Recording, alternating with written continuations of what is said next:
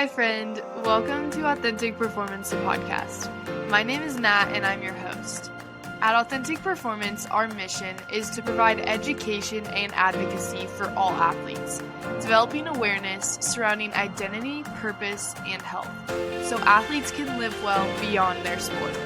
Today's podcast guest and the final guest of 2023 is Christian Veninga. Christian has played baseball most of his life, as well as some soccer, football, and basketball.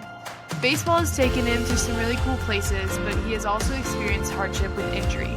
I'm super grateful that Christian is able to share his story vulnerably and relate to so many other people who have had similar experiences, including myself. He shares a godly perspective in approaching adversity and some of the ways he coped during the recovery process. I can't wait to hear what you think of this episode. Now let's hear from Christian.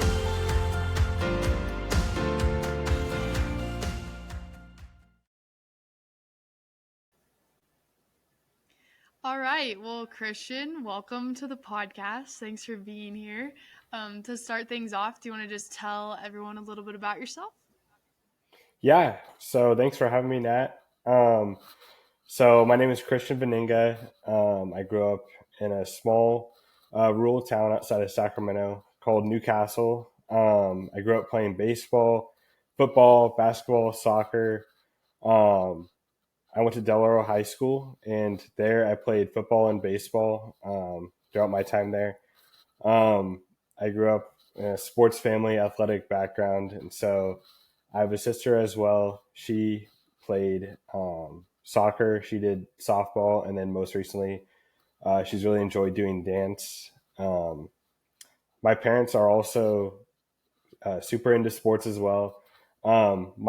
My dad went to Fresno State in the 80s and 90s, and he played baseball and football there. And then my grandpa went to Fresno State as well and played football there in the 50s and 60s. So we have quite the sports background. So Yeah. So when did you personally start playing baseball, and what was your experience like kind of at different levels? Because I know you've played on not just a high school team, but also like some travel baseball. So how did it start, and then what did it look like at all the different levels? yeah, so it really first started when I was 2 years old. I think it was before they had a certain age restriction on how old you had to be to sign up. But I was started out at 2 years old playing this like toddlers league. I think most of the kids were 3 and 4 years old. Um, but I started there and I've just worked my way up. I played, of course, Little League. Started that when I was really about 4 or 5 years old.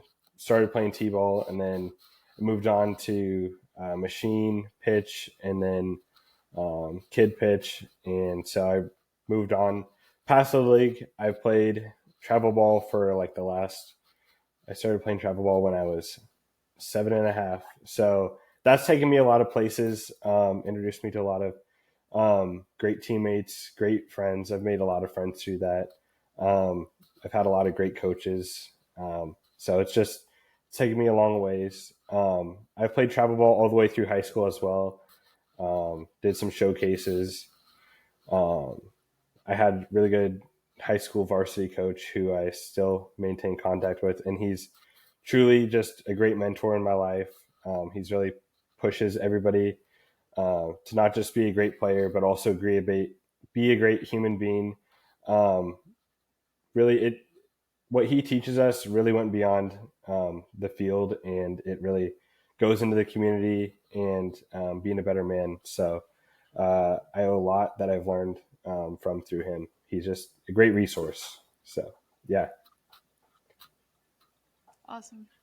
What are some of the challenges, I guess, in baseball specifically? Like, I mean, I played softball, so I know a little bit, but um, especially with it being like such a high rate of failure, like you can strike out however many times and still be like one of the best. So, what are some of the unique challenges with baseball, particularly, and would be, I guess, different than some other sports? Yeah, so I feel like with baseball, a lot of the challenges really stem from if you get a hit 3 out of 10 times, you're up to the plate.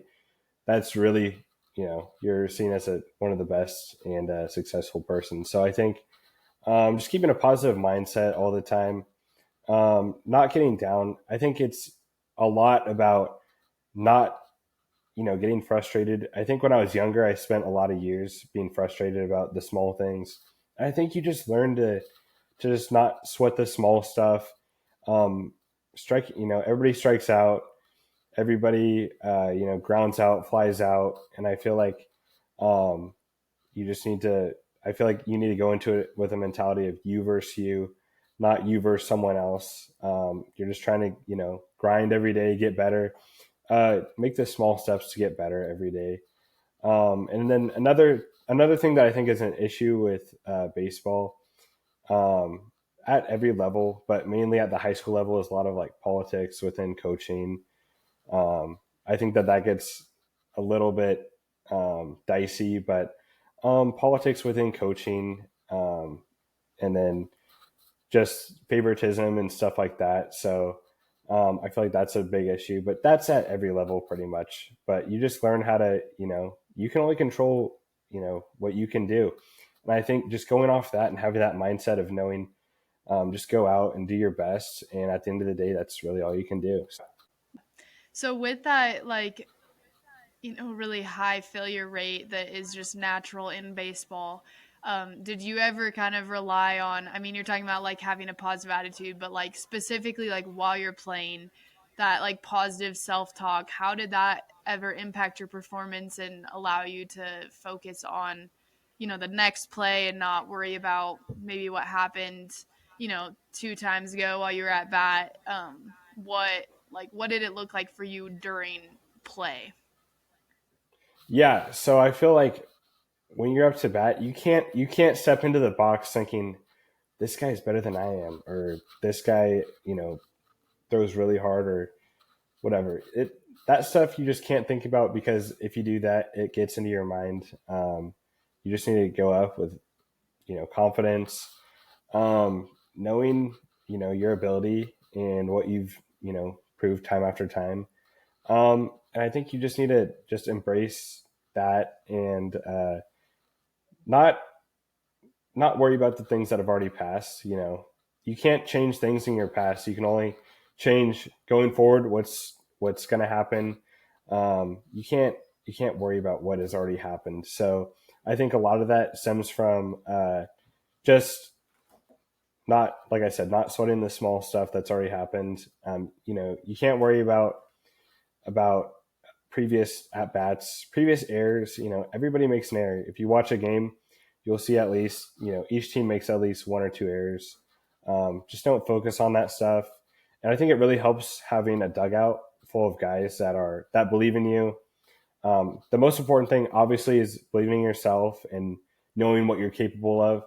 But I think having, a good group of guys in the dugout that believe in you, that encourage you, coaches as well, that hey, let's get better next time, or don't worry about that stuff. I think it's just a lot of not only who you are, but the people you're around, building you up to be a better person and a better player on the field. So Yeah, definitely. So, you've had a lot of fun and success with baseball, but also had some hardship with injury. So, can you tell us just a little bit about your experience with injury over your time playing baseball? yeah, so over the last couple of years, I've dealt with multiple injuries, mainly being shoulder issues, labrum tears, and rotator cuff issues. The first time it really occurred was in 2017. I was playing high school baseball at that time, and I remember one day in practice throwing a ball in. I was in the outfield. We were just taking just like outfielders. There was outfielders in the outfield, and we were in left field. And there was a guy on second base, and they were running in to home, and a coach hit a slow ground ball. We had a really fast guy on second base. I threw it in way too fast for not warming up too well before that, and I just remember my arm hurting after that. And your arm always hurts. Being a baseball player, it's just part of the deal. I think when you play baseball, so um, I really emphasize doing these bands. They're called Jaeger bands before you practice if you can. I do it pretty much every time now. Also, icing, just regardless of position. I know normally everybody thinks pitchers should ice. It's good for everybody. Ice the elbow, ice your shoulder, just to ease inflammation. And so back to the story. So I made that throw, and so I felt that. Um, I think it was at that moment that it really popped. And I've just shaken off stuff like that before. So it wasn't until the next year I really started questioning, why is my shoulder hurting this bad? Um, I haven't felt this pain before. I felt elbow tendonitis and stuff like that, but I hadn't felt this severe pain in my shoulder. And so I went in to get a MRI after a tournament in Reno, and it showed up on the scan that it was a torn labrum, pretty severely torn. And then it showed that there was issues within the rotator cuff as well as possible bone spurs. And so that was in the fall of 2018. And so that fall season, I continued playing. We scheduled a surgery date. I still remember the exact date. It was December 14th of 2018. But I remember playing that fall. We did a showcase in Arizona, and all I did was batted, and I was just pretty much DH designated hitter that whole fall season. So came back after the showcase, had uh, surgery, and that really took 11 months to get back on the field. I missed my whole junior season because of that.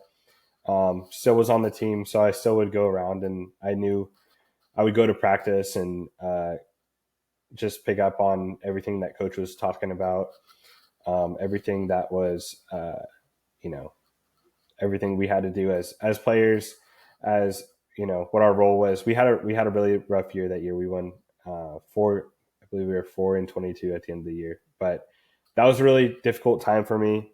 Um, and then following that season, I was able to get back on the field, and I played um, in that summer and fall season for Del Oro.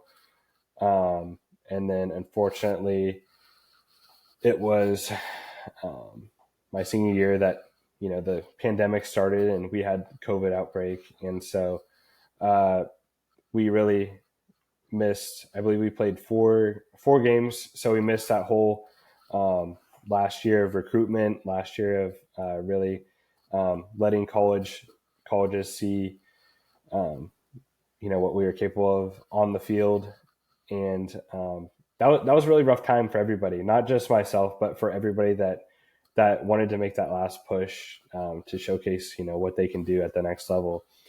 And so my coach, uh, we had like a little banquet dinner outside. It was during the pandemic, and so I was glad I got to see my teammates for the last time all together. And then that summer and that fall, I continued playing just in a local league. We had to play a lot of our games out of state because of restrictions and just everything that was going on at that point in time. And so the next season, I played in a collegiate league in Idaho, Boise, Idaho, and I was playing outfield. And I remember making a throw late in the season. It was like one of our last couple games out there.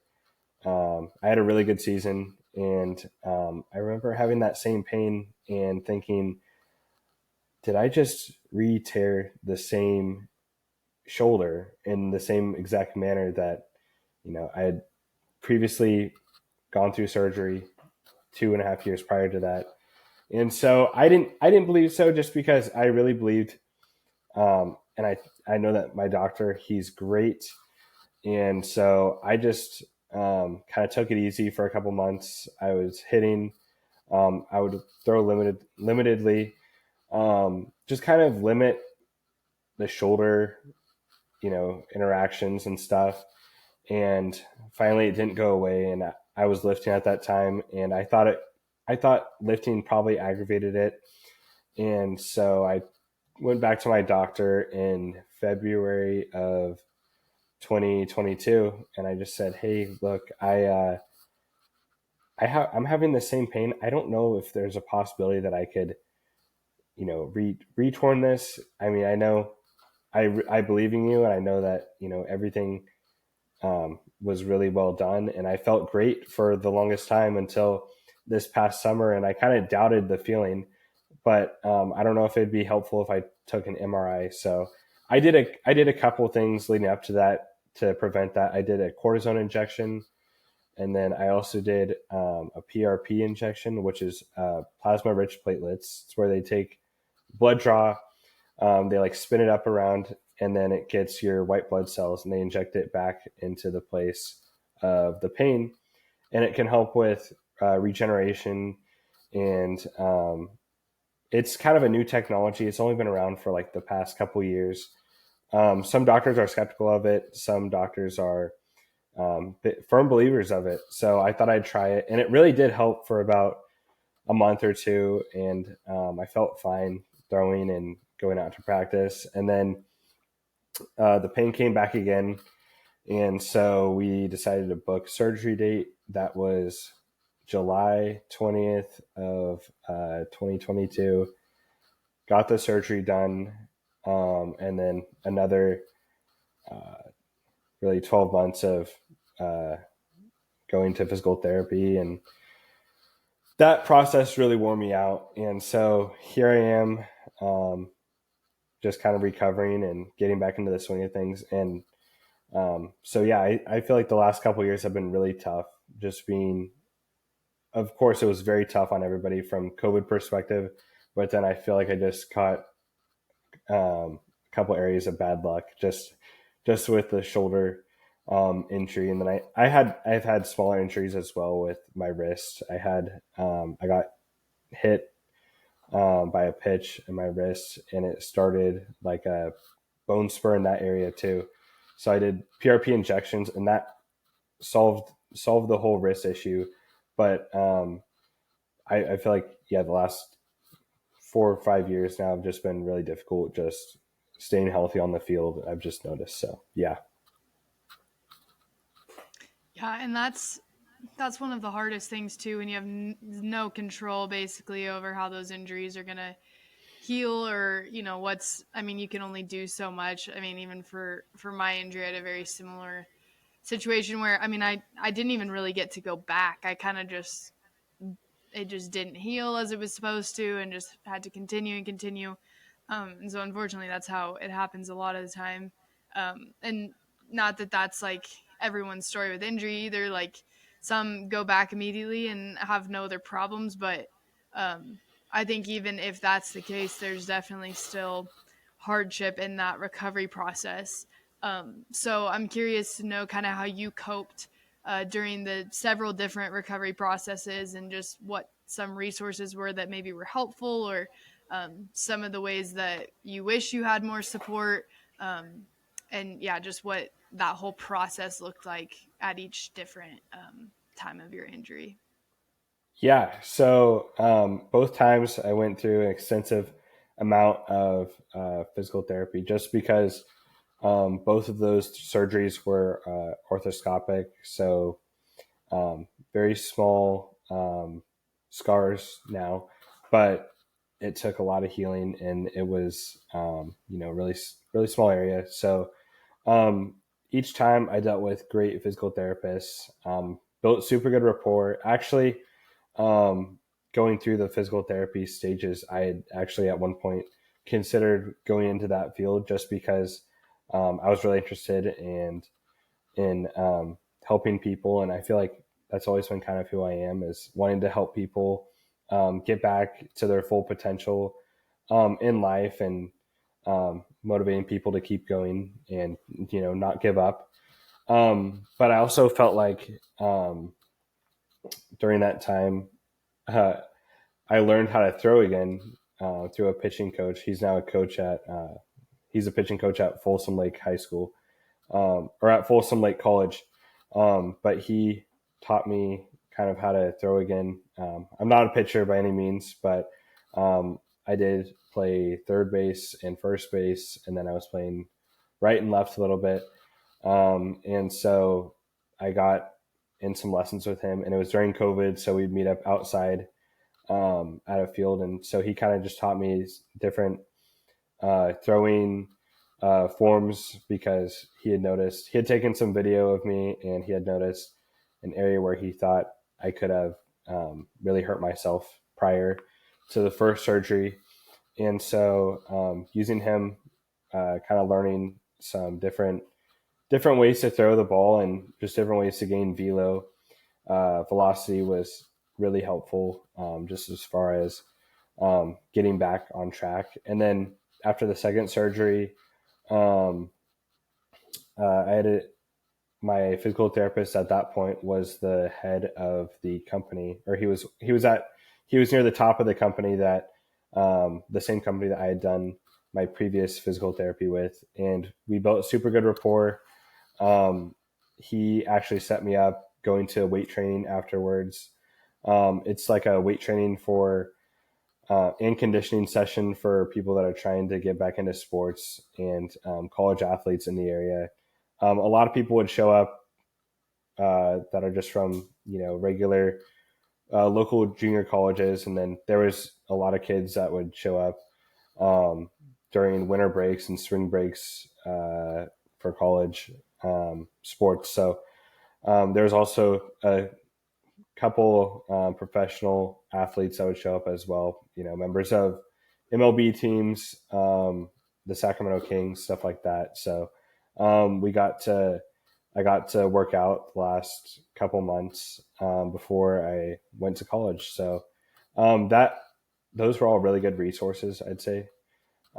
So Yeah, I think that's such an important thing. Like, not only for the whole like recovering and getting back into sport, but also like finding other people who are also kind of in the same situation. I would imagine would be really helpful just in like figuring out what life looks like next, or what kind of support you need moving forward and how to lean on others. I'm curious, just from like a psychological standpoint, um, what kind of needs do you see for injured athletes? And I know like I can contribute to that as well, for like, athletic programs that have athletes that are injured. What kind of support do you think they need, especially on like that mental level? Because I know it can be really difficult, not only physically but also mentally when you're trying to recover. So just from your perspective, what are some areas that you think are kind of areas of need for athletic programs who are trying to help those injured athletes? yeah, I think what you said, being in a group of other people that are kind of going through similar things, just as far as recovery, and it could be recovery from different aspects of different types of injuries.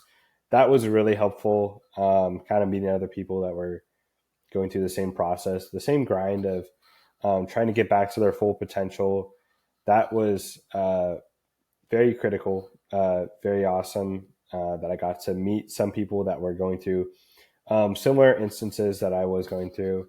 I also think that probably meeting up and like forming a group and like not only working out and conditioning together, but also talking about like, hey, how does this affect you in your daily life? Like how are you doing at home? Because I could tell you, it was really difficult and I'm really happy for all my athletes that are out there doing well, thriving.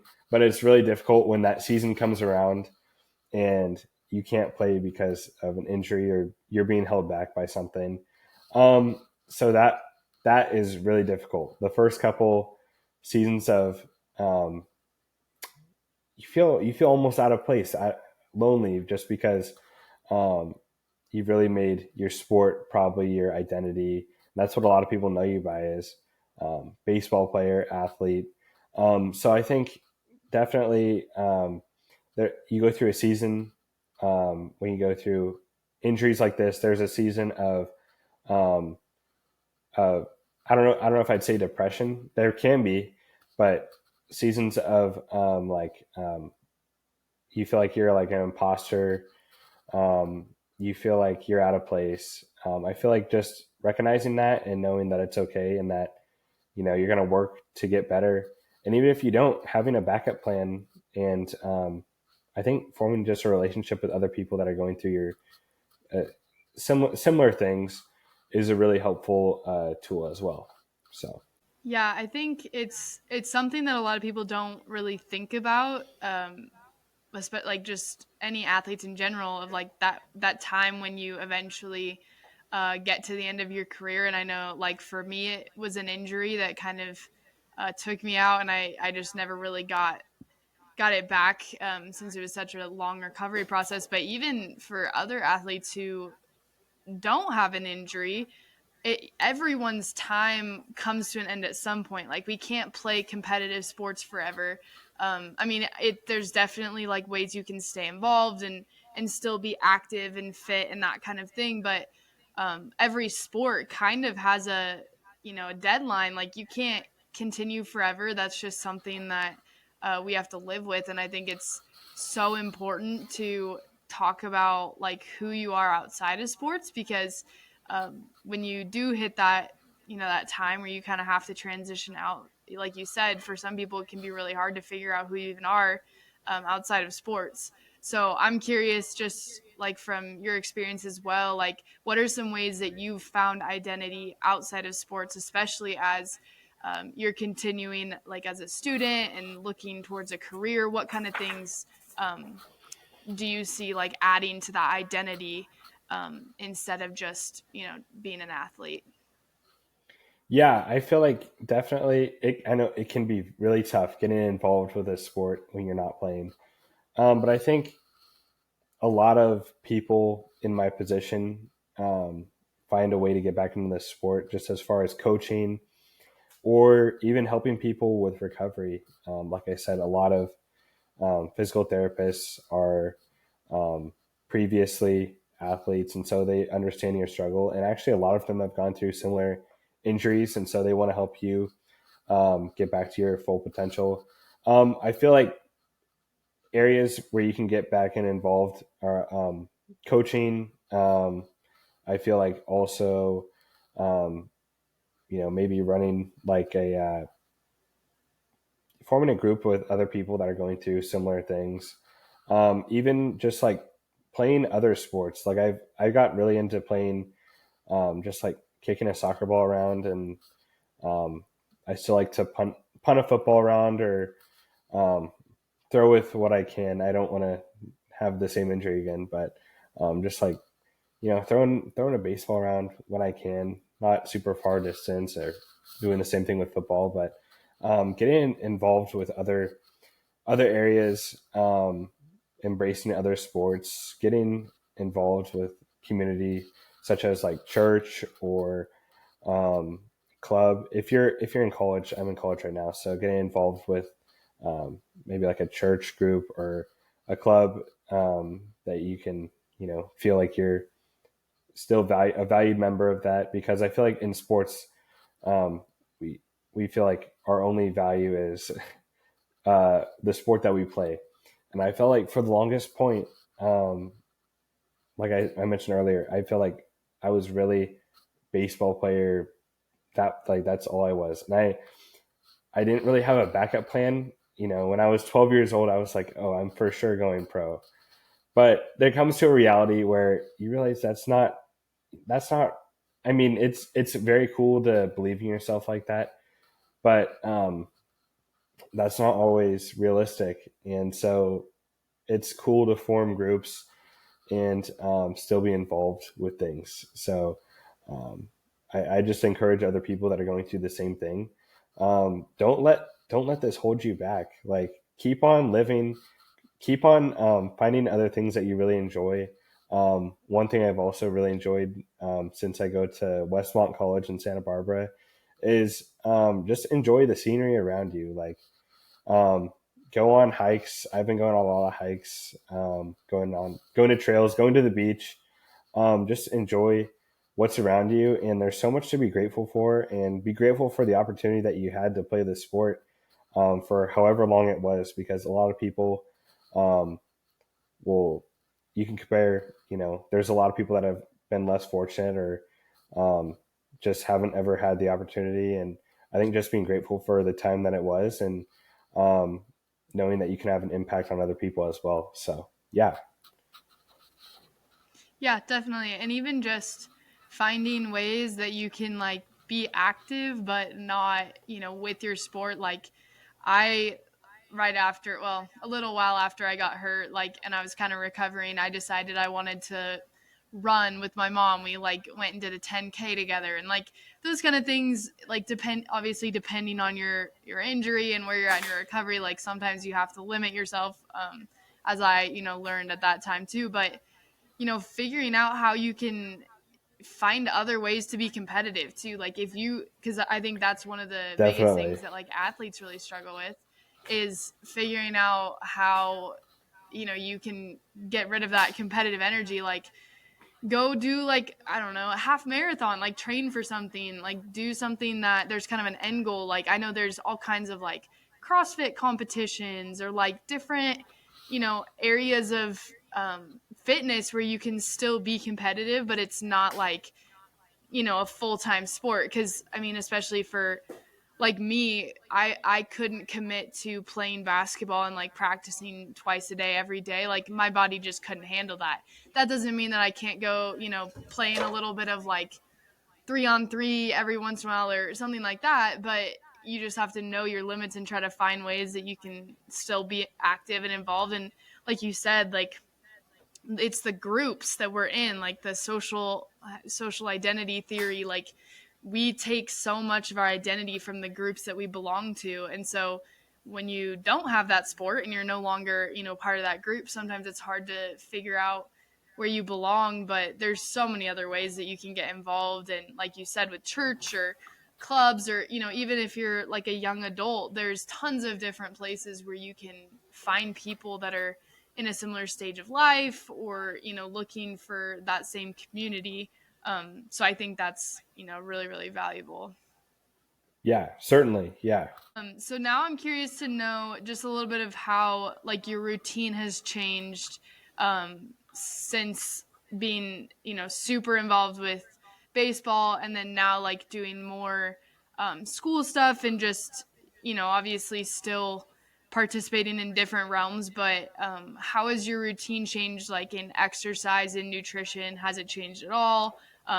And like just in the foreseeable future, like what might that look like for you? Or I guess any tips for people who might be kind of navigating that transition right now? Yeah, definitely.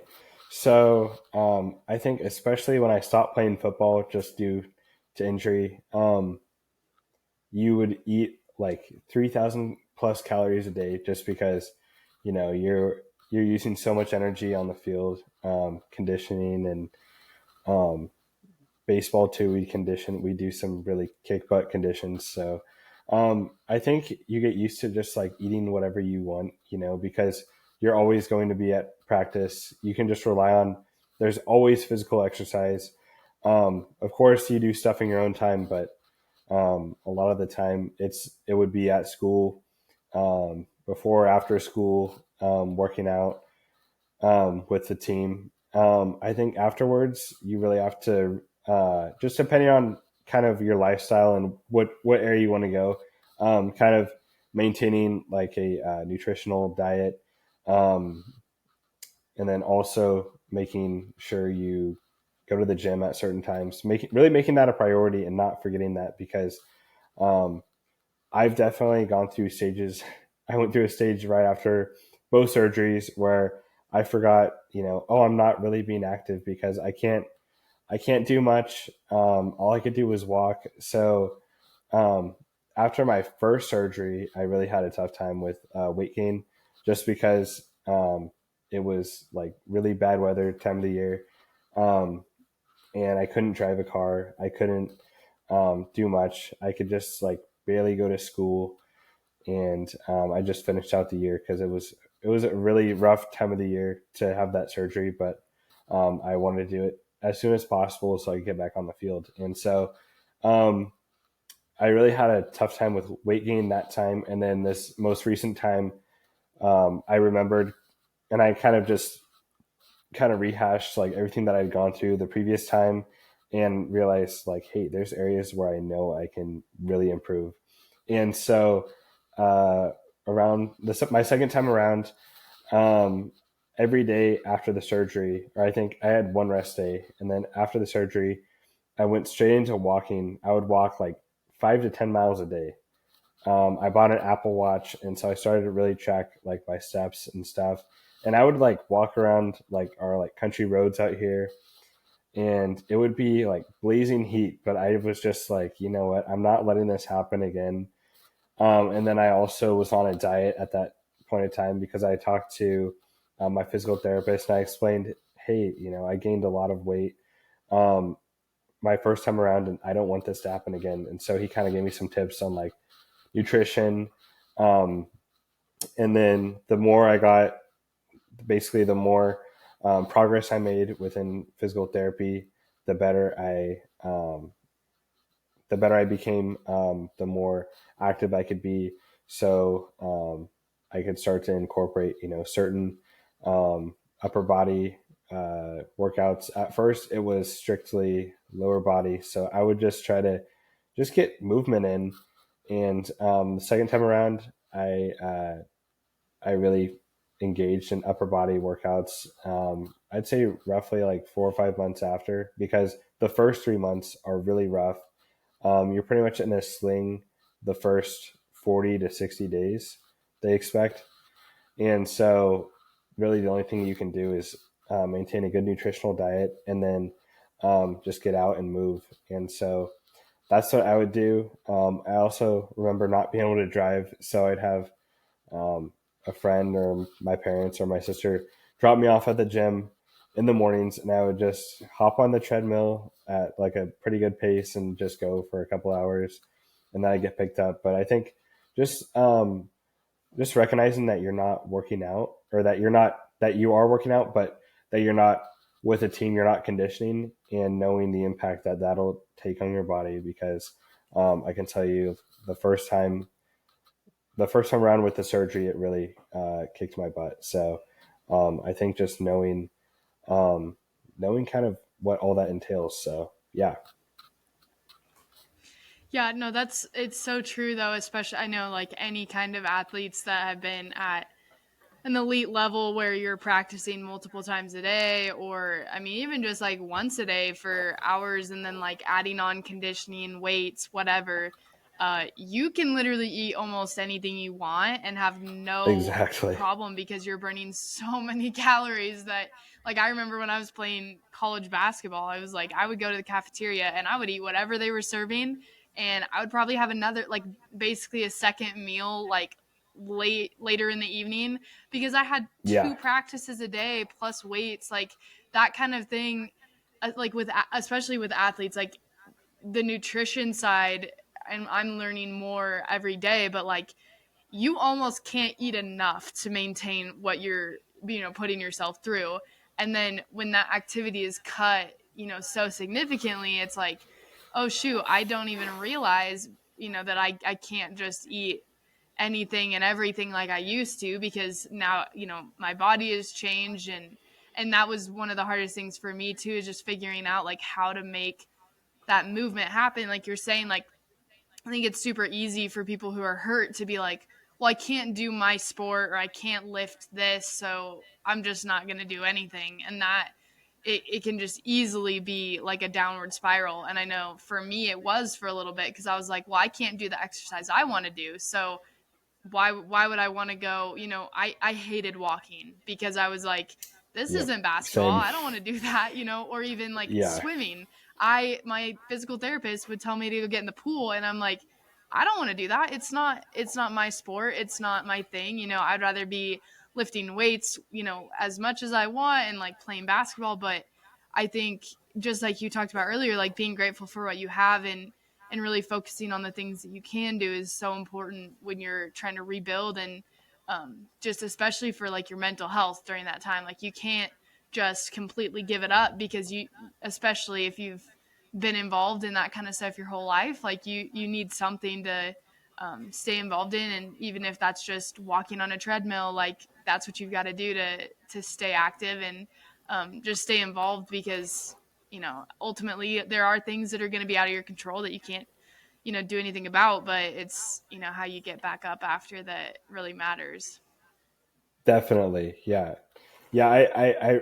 I can admit now I really hated walking, but I just remembered how much more I hated catching up, like trying to get back to where I was. And I was like, you know what? This isn't, I would much rather go through the pain right now than have to, go through the PT and then realize, oh, I have to lose a bunch of more weight to get back to where I feel comfortable with my sport and just stay at that level.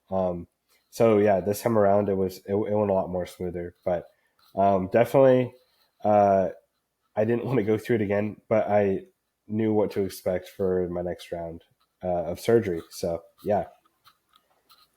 Yeah, and I think it's just it's important to just be grateful for what your body can do. I know that's something that I really had to learn, especially with just like body image. I kind of would say like I felt. I mean, I think a lot of people, a lot of athletes struggle with like body image, especially when you're constantly compared to other people and all of that. But even more than that, I was like really wrestling with how my body works. Like I was like, okay, like regardless of the way I look, like my body doesn't even function like it used to. So how do I kind of navigate that? And for me, like it was really important to lean into the Lord and just like be grateful for the movement that my body did get to have, and be grateful that I could go out and walk and I could do different things. So with that, I know that that's a bit of how you've approached things as well. So I want to give you a chance to just kind of share a little bit of your testimony and your faith, and kind of what it means to you. Yeah. So going through this, there was a lot of, both surgeries, and then COVID. There was a lot of question of like, why did this happen at this point, and just a lot of uncertainty. I feel like, I mean, with COVID is for everyone, but with the surgery and with injuries, it was, why is this happening again? Like, what did I miss that I need to relearn the first time around? And so uh, it was it was really just a difficult time, and I remember getting like leaning on the Lord a lot more the second time around, because the first time I just expected, oh, everything's going to be fine, because I didn't realize how much work it was going to be to get back um, to the field. I just thought, oh, I'm just going to have surgery and boom, I'll be back, just the way I was before. And so this most recent time around with this injury, um, I really like made sure to just I feel like just really dive more into um, you know my surroundings and um, what's happening, and especially during COVID, I really felt like I got more into the Bible, because there was so much uncertainty for everybody. There was a lot of rumors of this happening, and a lot of it turned out to be just fluff. But um, I really got into the Word, and I got baptized in September of 2020, which that was a really difficult time. We had just lost my grandfather a week before, and we had scheduled this baptism that was performed by some friends of ours. It was in the works for a little while, and then he passed away, and so it was a really difficult time, and it was a time that I really leaned into the Lord and really counted on Him, and he never lets you down, and so um, through that time, I found that I was my greatest strength was just counting on Him, and not worried about what the world has to offer, just as far as um, what's going on, in the world. There was a lot of concern, and so with COVID and stuff. And so it just came to a point where I just had to surrender all that fear. And I was never really scared of the virus, but a lot of people were, of course, because we didn't know all the facts that we do now. And so it was just a time where I really had to surrender myself.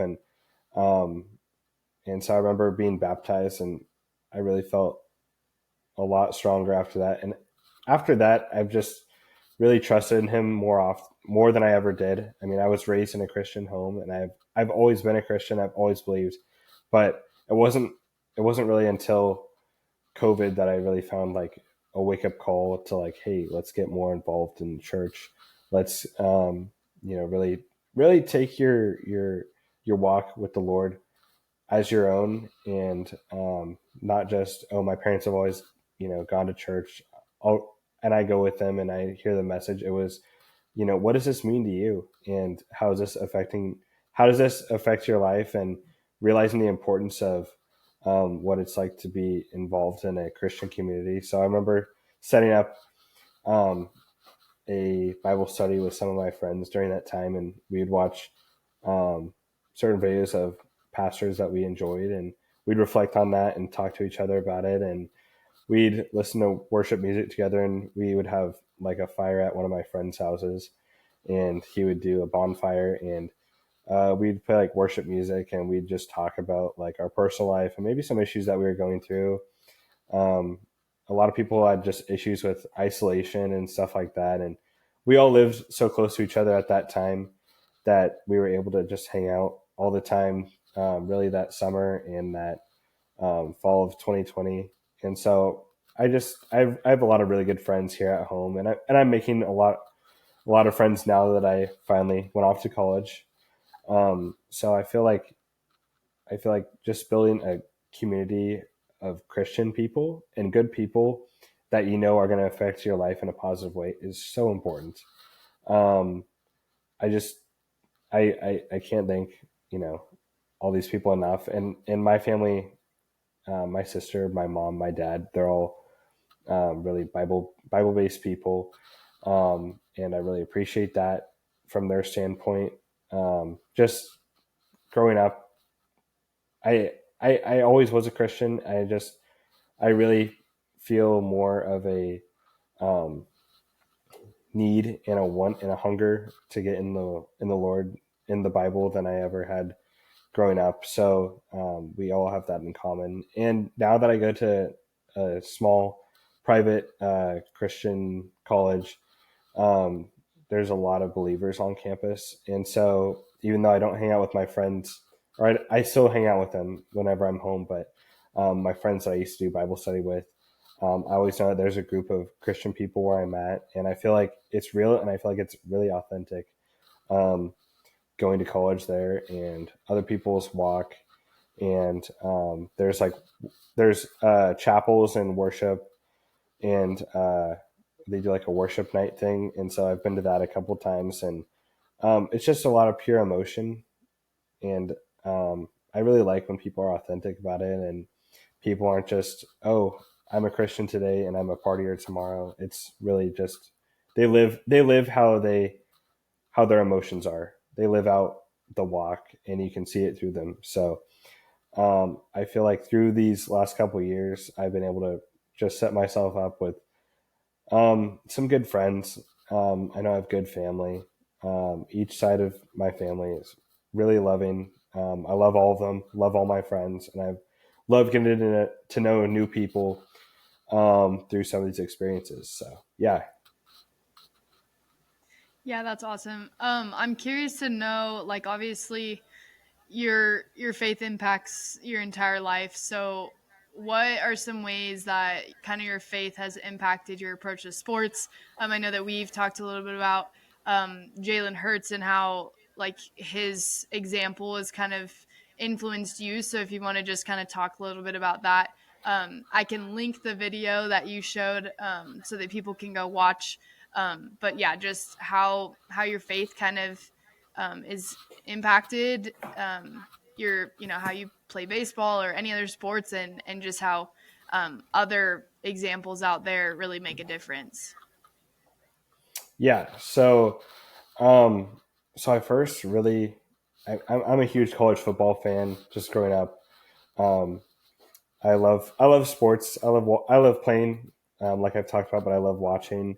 And I feel like the journey of Jalen Hurts, I can really, um, I mean, obviously he's a professional, and but I feel like I can really relate to his story when he was in college, when he was at Alabama, and um, he was a star player there, and he got replaced by Tua in the final quarter of, or in the final half of the college football playoff of 2018, and Tua ended up leading the team to victory, and Alabama won the national championship that year. And he never showed any distaste for uh, Tua. He was always a true teammate, and he decided to stay there his next year, even though he knew he was going to be back up to Tua from there on out.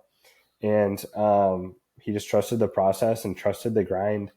And yeah, their final game of the season, their conference championship, Tua gets hurt, and Jalen plays a big role for them and leads them to the title.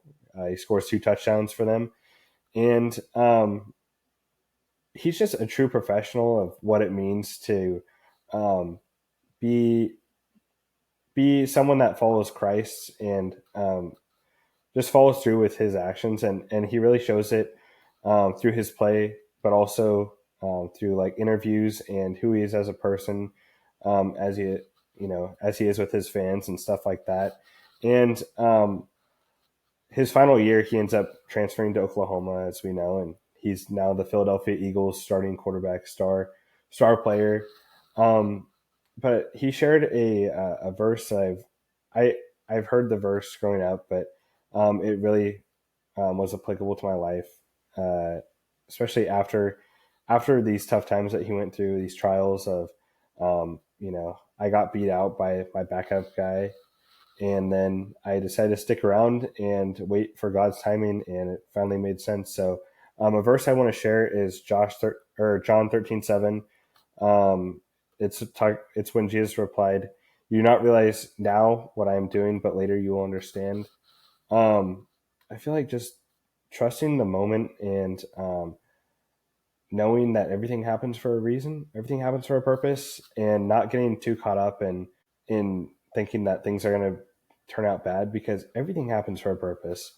Nothing that the Lord does is done on accident. Everything is done for the will of the Father, and I feel like just trusting that good things will come, even at the worst times, when times look tough. Just keeping your head to the grindstone and just following through, and not looking at the past, because I feel like what we do as Christians and as human beings, is we can look at the past and really compare. And another thing that I've learned is like comparison is a thief of joy. I feel like comparing yourself to other people, trying to fit in, trying to be who you aren't, but being authentic, just following through with what you say you're going to do, um, just sets you apart from other people.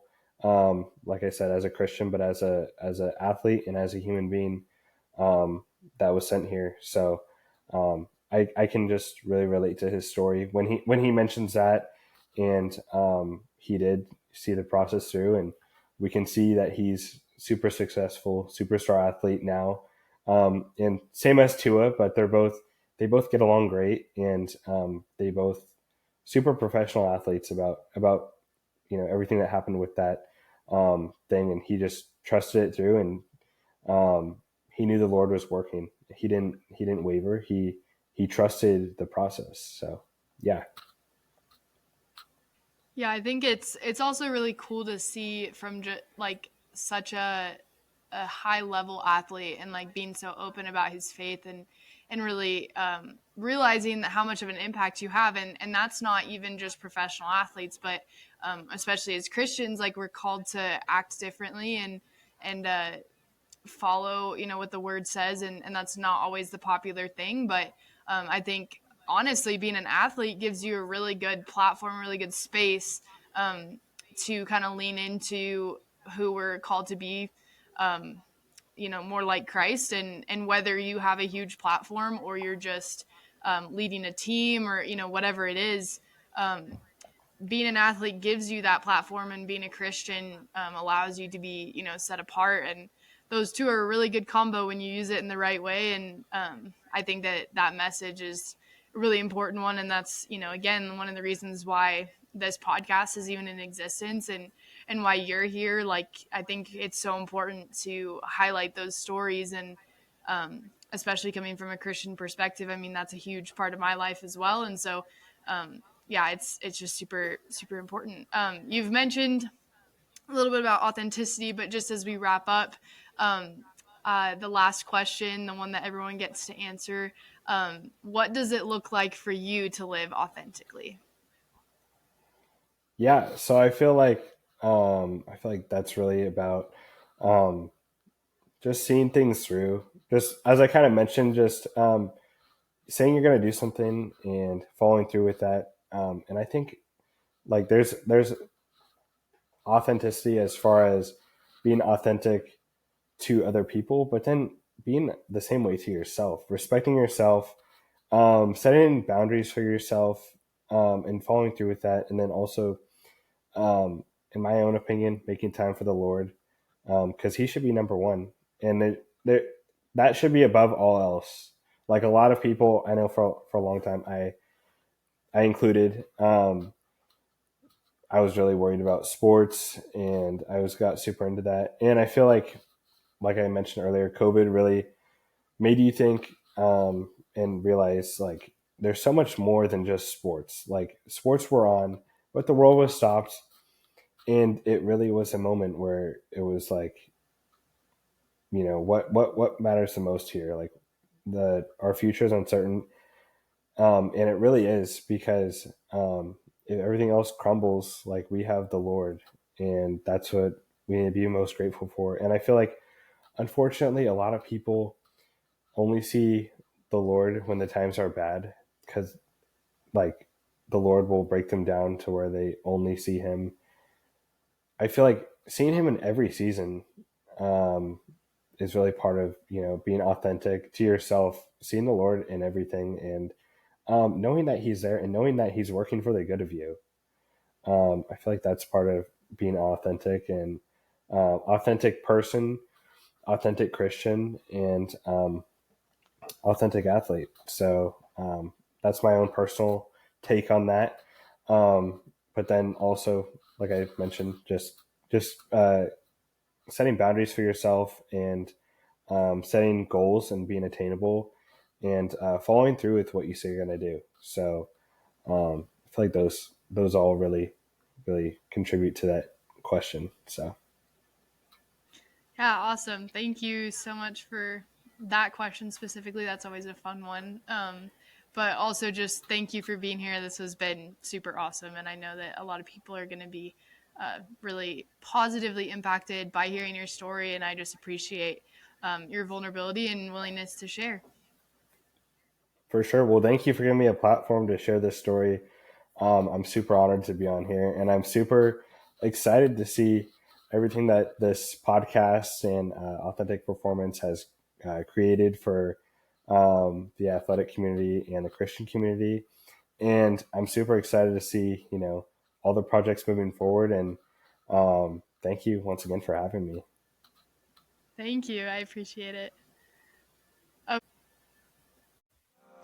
Thank you so much for listening to the podcast. We would love to hear what you found valuable in this episode.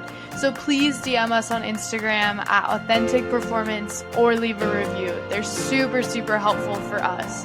We're so thankful that you're on this journey with us and want to invite you to be a part of the Authentic Performance fam. You can check out more of how we're supporting athletes at theauthenticperformance.com. Also, let us know what you want to hear on the podcast next, or who you want to hear. We appreciate your feedback and want to give you the best possible resources and support. In the meantime, think about how you can live authentically. See you next time.